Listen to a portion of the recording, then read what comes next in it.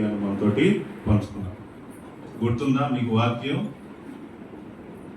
చెప్పండి, ఏం వాక్యం? పాస్టర్ గారు ఎంతో విపులంగా దేవుని యొక్క వాక్యాన్ని చాలా బాగా చెప్తూ ఉంటారు. అద్భుతమైనటువంటి వాక్య సత్యం. కాబట్టి దేవుని దాసుడు మనకు వాక్యాన్ని అందించుకు మునుపు రామకృష్ణ జరుగుతుంది. ఆ సమస్య పరిష్కారానికి ఒక చిన్న ఆలోచన మనం చేస్తే చాలండి. కాబట్టి ప్రియ దేవుని బిడ్డ, సమస్యల్లో చాలా మంది భయపడుతూ ఉన్నారు. కాబట్టి మన ప్రభువైన యేసుక్రీస్తు వారు ఈ లోకానికి వచ్చాడు. మొత్తంలో మరి 365 రోజులు మనకు ఉన్నాయి కదా. ఎన్ని రోజులు ఉన్నాయి? సంవత్సరానికి 365 రోజులు భయాన్ని గురించినటువంటి వాక్యము బైబిల్లో ఉందండి. మరి ఆ వాక్యం మనం ఏం చేస్తుందంటే ధైర్యపరుస్తుంది కదా. భయం కలిగినప్పుడు వాక్యాలు మనం చదివితే మనలను ధైర్యపరుస్తుంది. ఓకే, తర్వాత చదువుతున్న ఇంకొక మాట,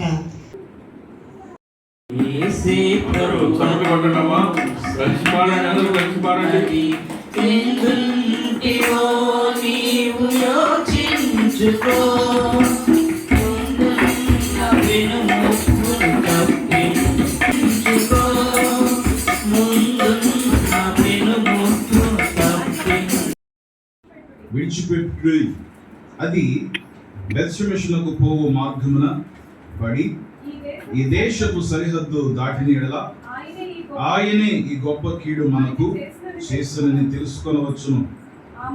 ఆ మార్గమున పోని ఎడల ఆయన మన అదృష్ట వశము చేతనే అది మనకు సంభవించినది. ఫిలిష్తీయుల చేతిలో ఇశ్రాయేలు జనాంగం యుద్ధం చేసేటువంటి క్రమంలో వారికి ఎదురవుతున్నటువంటి ఓటములు, అపజయములు, ఆ పరిస్థితులలో ఉన్నటువంటి సంగతులు మనకు తెలుసు. ఈ లేఖన భాగాలు చదివినటువంటి లేఖన భాగంలో కొన్ని సంగతులను నేను మీకు జ్ఞాపకం చేస్తాను. ఎందుకనంటే ఈ కడవరి దినములలో, ఈ చివరి దినములలో సంఘముగా, దేవుని జనాంగముగా, దేవుని ప్రజలుగా మన కర్తవ్యం, మన బాధ్యతను గుర్తించి వారముగా, గ్రహించు వారముగా, ఆ బాధ్యతను అనుసరించి ప్రవర్తించు వారముగా మనము ఉండాలన్నటువంటి సంగతిని ఈ లేఖనాల నుంచి నేను మీకు క్లుప్తంగా కొన్ని సంగతులు జ్ఞాపకం చేస్తాను. ఎందుకనంటే ఇంకా రాజుల చేత పరిపాలించబడినటువంటి దినాలవి, న్యాయాధిపతుల చేతనే పరిపాలించబడుతున్నటువంటి రోజులవి. కానీ ఇశ్రాయేలీలు శత్రువుల చేత వేధింపబడుతున్నారు, బాధింపబడుతున్నారు, ఓటమి చెందుతున్నటువంటి పరిస్థితులు, ఇంతకు మునుపు ఎన్నడూ చూడనటువంటి అనుభవాలు వారి యొక్క జీవితంలో ఎదురవుతున్నటువంటి ఆ క్రమాలు, వారు కూడా ఆశ్చర్యపడుతున్నటువంటి పరిస్థితి. మాకు తిరుగు లేదు, మాకు ఏ మాత్రము కూడా ఎదురు లేదు అని అనుకుంటున్నటువంటి పరిస్థితులలో మాకే ఇలాంటి విపత్కరమైనటువంటి అనుభవాలు ఎదురవుతున్నాయేంటి, ఎన్నడూ చూడని అనుభవించినటువంటి ఓటముల గుండా మేము వెళ్ళవలసిన పరిస్థితి వస్తుంది ఏమిటి అని వారు కూడా ఆశ్చర్యచకితులైనటువంటి పరిస్థితి కనబడుతుంది.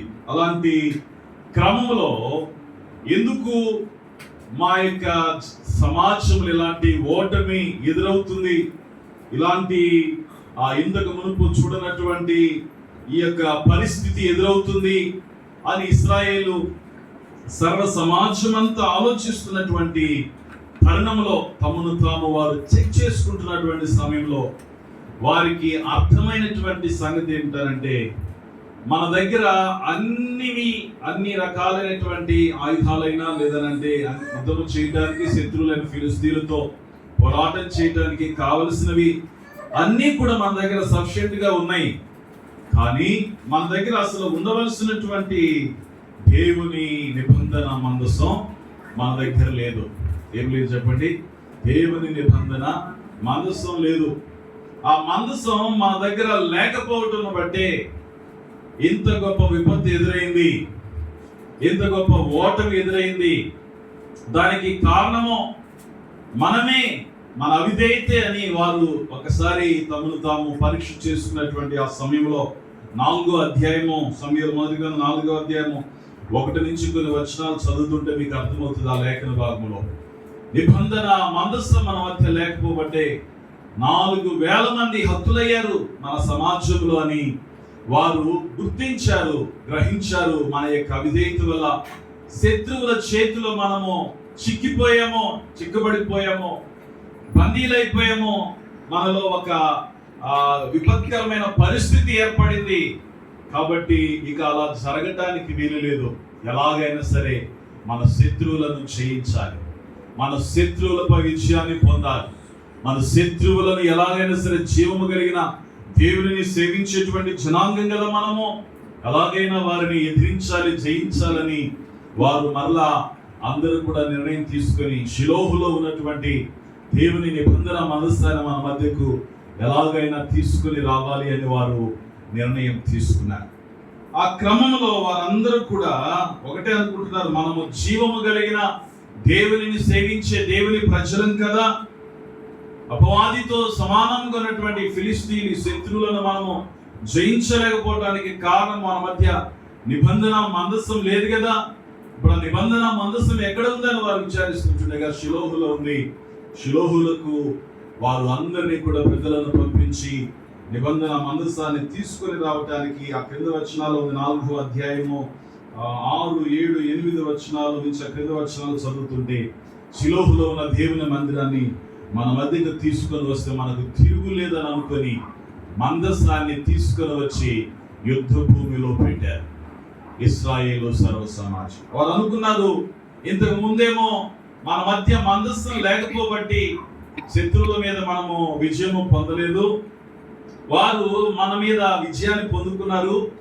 మన యొక్క సమాజంలో కూడా 4,000 మంది కదా మరణించారు. కాబట్టి ఇక మనకు తిరుగుండదు. ఎందుకంటే మన యుద్ధ భూమిలో ఇప్పుడు ఏమొచ్చేసింది, దేవుని నిబంధన మందసం వచ్చేసింది. కాబట్టి ఇక మనకు ఎదురుండదు. తప్పకుండా ఇప్పుడు మనము శత్రువులైన ఫిలిస్తీన్లతో యుద్ధం చేస్తున్న క్రమంలో తప్పకుండా వారు వన్ సైడే అని అనుకున్నట్టుగా మనకు తప్పక విజయం వస్తుందని వారు నమ్మారు. అలాగున వారు యుద్ధం చేయడానికి శత్రువుల మీదకు, ఫిలిస్తీన్ల మీదకి వెళితే ఆ యొక్క క్రింద లేఖన భాగాలు మనం చదువుతుంటే ప్రియులారా, మొదటి దానికంటే మందసం వారి మధ్యకు రాకముందు కంటే దేవుని నిబంధన మందసం వారి మధ్యకు వచ్చిన తర్వాత మరి ఎక్కువ మంది వారు మరణించినటువంటి పరిస్థితి, 30,000 మంది వరకు కూడా వారు మరణించినటువంటి పరిస్థితి కనబడుతుంది. ఇదేంటి, మందసం లేకపోవడం వల్ల మనం ఓడిపోయాం అనుకున్నాం కదా. మందసం మన దగ్గర ఉంటే ఎందుకు ఓడిపోయాం?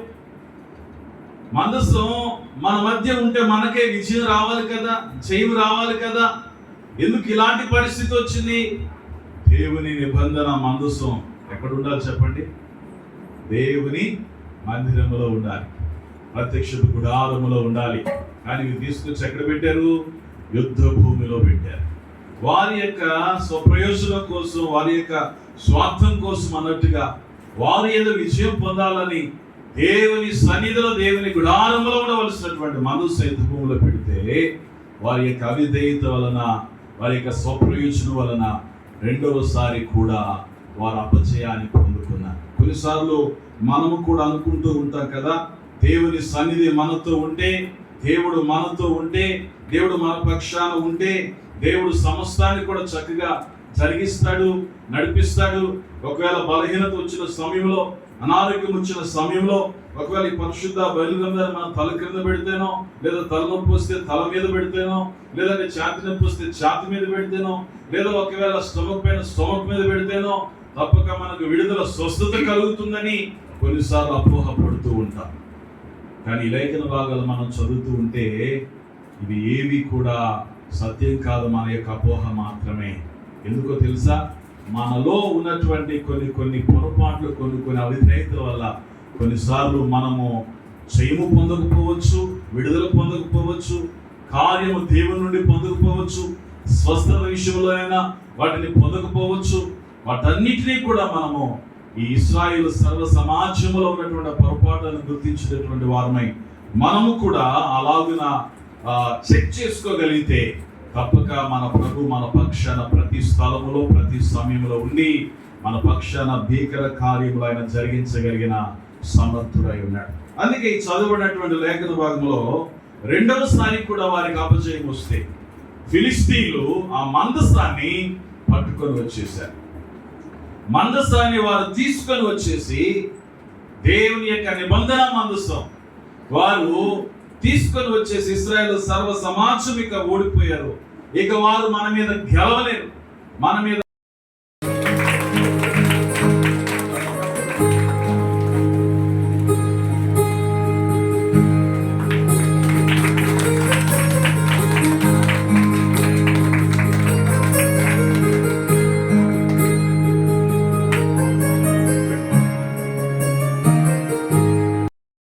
చేసినందుకై వేలాదిగా వందనాలు.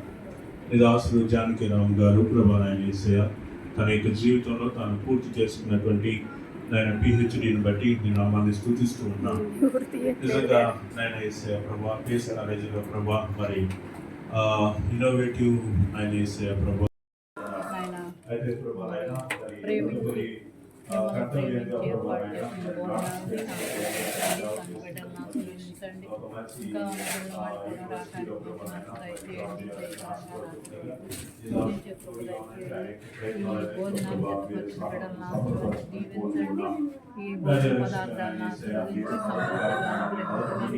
దీవించమని దీని ద్వారా వచ్చే భాగాన్ని ఉపయోగించి సాయం చేయమని ఆమేన్. ఆహారం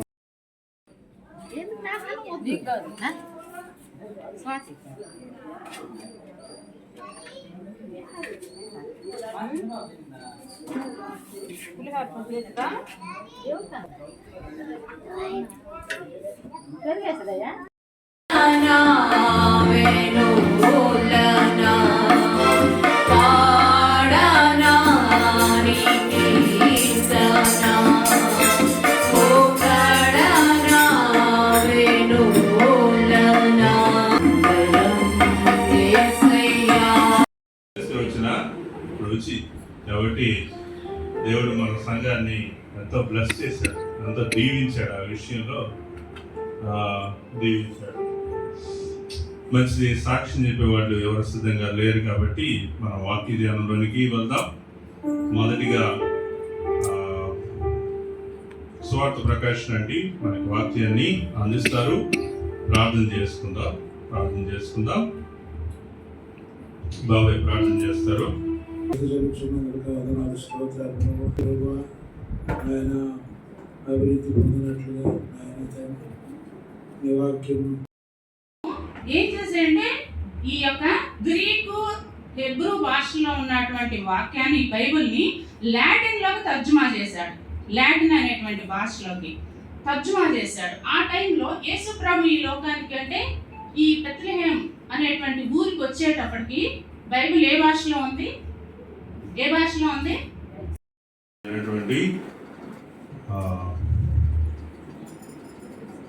శ్రద్ధగా ఆలోచించారని నమ్ముతాం.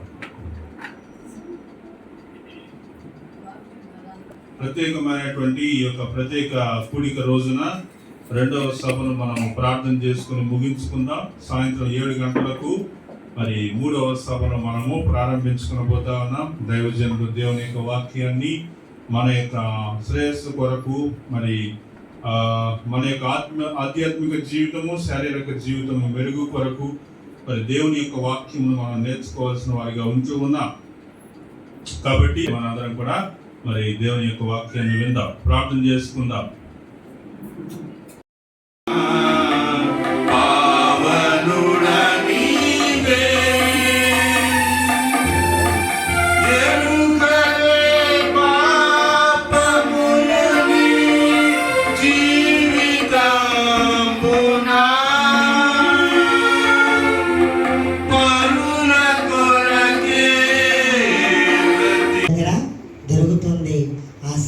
పరిష్కారానికి ఒక చిన్న ఆలోచన మనం చేస్తే చాలండి. కాబట్టి ప్రియ దేవుని బిడ్డ సమస్యల్లో చాలామంది భయపడుతూ ఉన్నారు. కాబట్టి మన ప్రభువైన యేసుక్రీస్తు వారు ఈ లోకానికి వచ్చాడు. మొత్తంలో మరి 365 రోజులు మనకు ఉన్నాయి కదా. ఎన్ని రోజులు ఉన్నాయి? సంవత్సరానికి 365 రోజులు భయాన్ని గురించినటువంటి వాక్యము బైబిల్లో ఉందండి. మరి ఆ వాక్యం మనం ఏం చేస్తుందంటే ధైర్యపరుస్తుంది కదా. భయం కలిగినప్పుడు వాక్యాలు మనం చదివితే మనలను ధైర్యపరుస్తుంది. ఓకే, తర్వాత చదువుతున్న ఇంకొక మాట,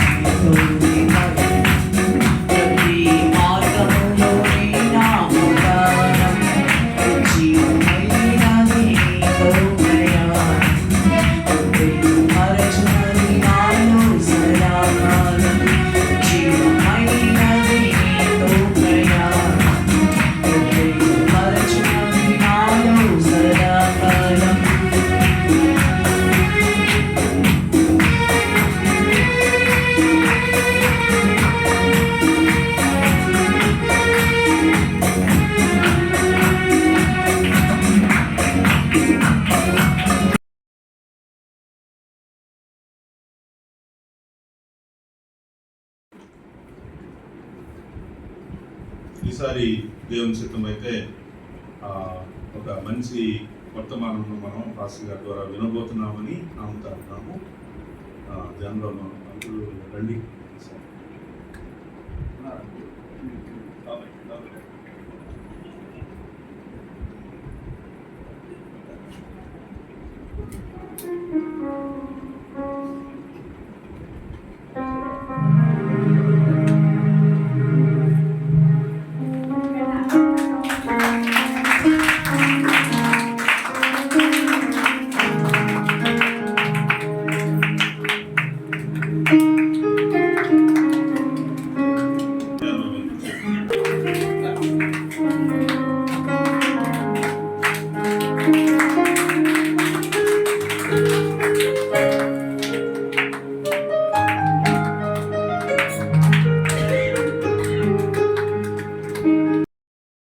సభ్యులుగా ఉన్నారు.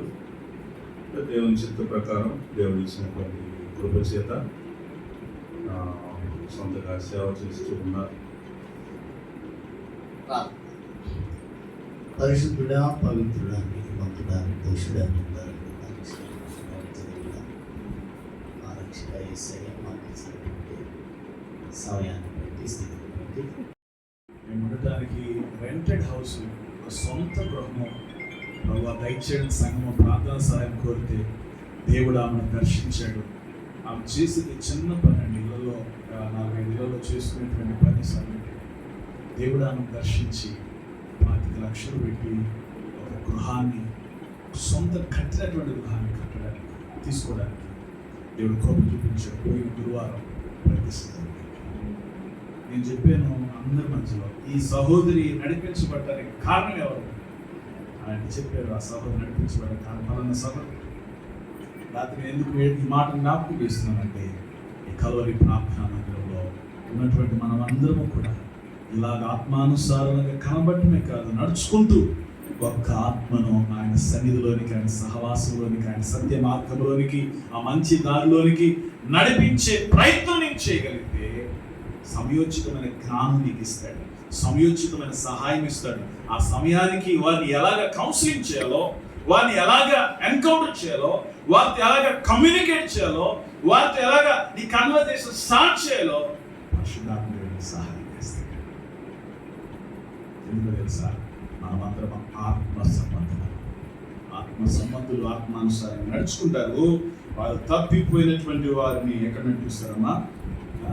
మంచి దారిలోకి, సత్యములోనికి వారు నడిపిస్తారు. అపోస్తలుల కార్యములు 9వ అధ్యాయం 27వ వచనంలో కూడా బర్నబా గురించి అక్కడ ఒక మాట రాస్తున్నాడు చూడండి. అపోస్తలుల కార్యములు 9వ అధ్యాయము 27వ వచనంలో ఉన్నటువంటి వాక్య భాగాన్ని చూడండి. అయితే బర్నబా అతనిని దగ్గరకు తీసి అపోస్తలుల యొద్దకు తోడుకొని వచ్చి అతని త్రోవలో ప్రభువును చూచిననియు ప్రభు అతనితో మాట్లాడననియు అతడు అతడు దమస్కులో యేసు యేసు నామమును బట్టి ధైర్యముగా బోధించుననియు వారికి వివరముగా ఏం చేశాడంటమ్మా? తెలియపరచును. ఎవరైనా బర్నబా. ఆయన నడిపించింది ఎవరిని చెప్పండి? ఎవరిని? పౌలు గారిని. చెప్పండి ఎవరిని? పౌలు గారిని. కానీ ఎక్కువగా వినపడేది పేరు ఎవరిది? చెప్పండి ఎవరి పేరు వినపడేది ఎక్కువగా? పౌలు గారు. దాని వెనక అసలు ఎవరున్నారు? కారణం బర్నబా. ఎంత గొప్ప పని చేశాడు, ఎంత గొప్పగా ప్రయాసపడ్డాడు. అపోస్తుల దగ్గరకు తీసుకొని వచ్చి అపోస్తులకు ఆయనను పరిచయం చేసి అపోస్తుల సహవాసానికి అలవాటు పడేలా చేశాడు. ఎవరు?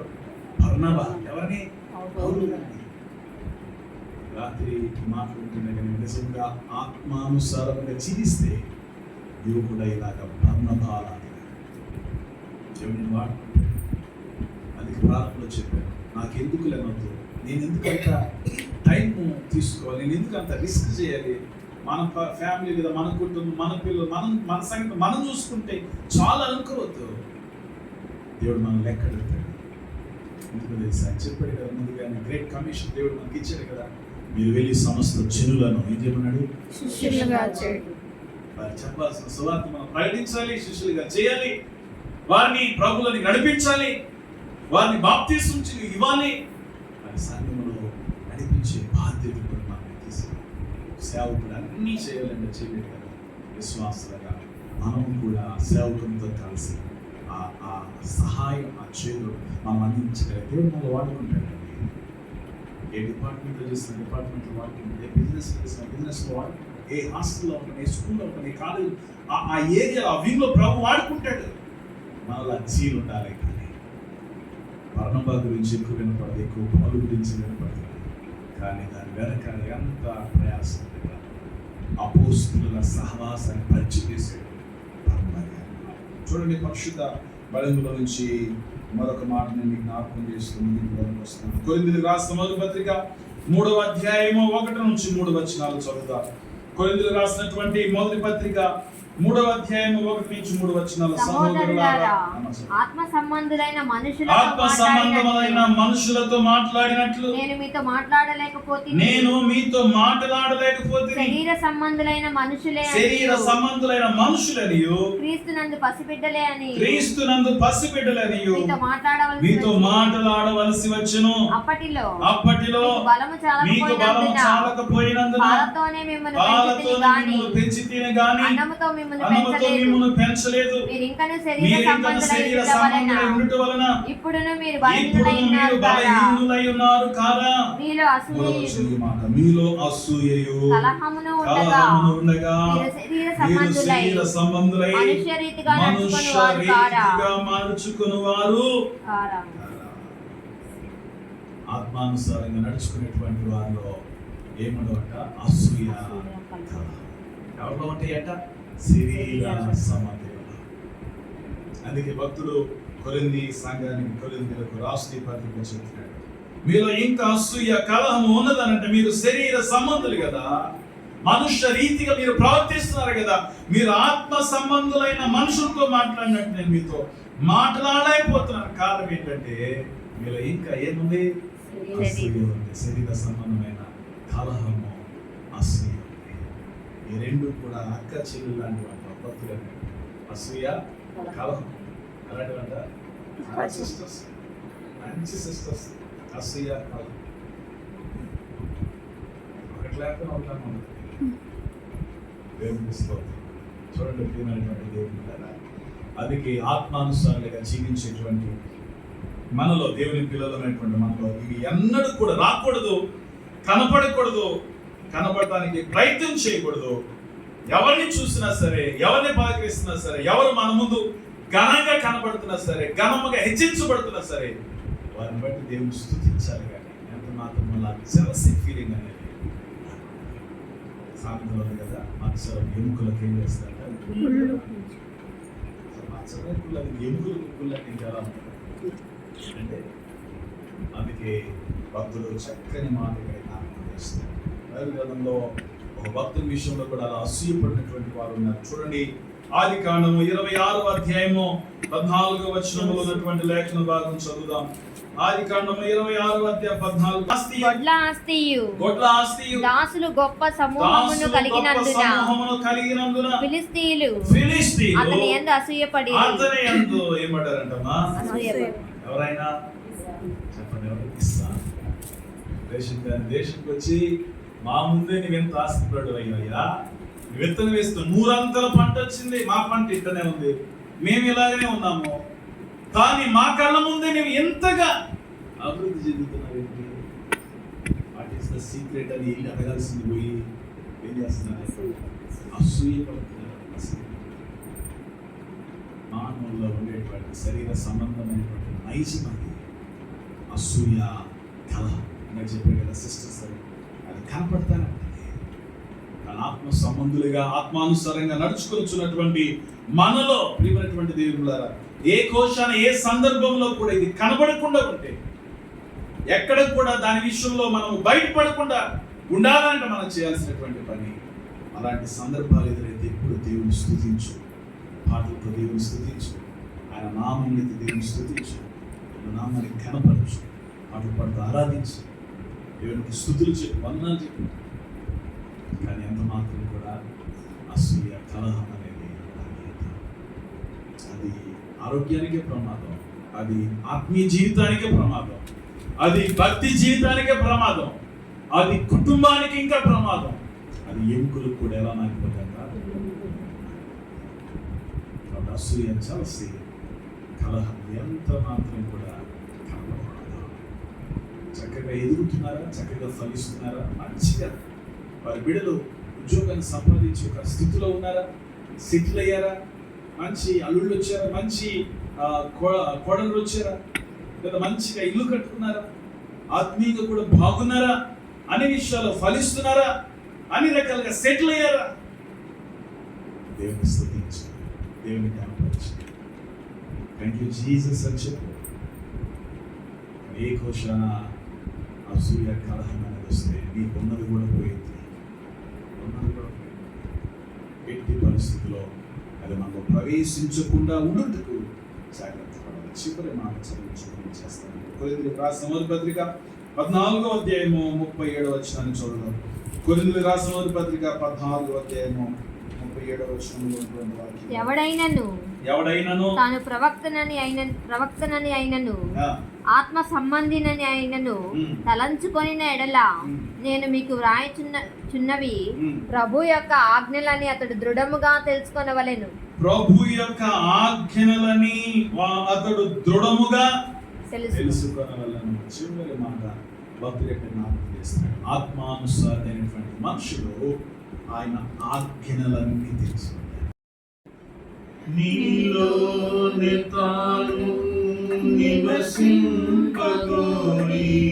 తిరువెల్ల చేజాచెను, హృదయం తలుపు తెరువంగలేవా యేసు ప్రవేశింపను,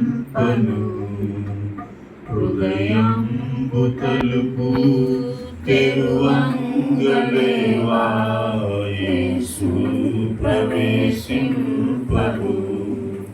నీ జీవితంలో గమ్యం ఏదో ఒకసారి యోచించవా, ఈనాడు నీవు ప్రభు యేసు కొరకు నీ హృదయమర్పింపవా.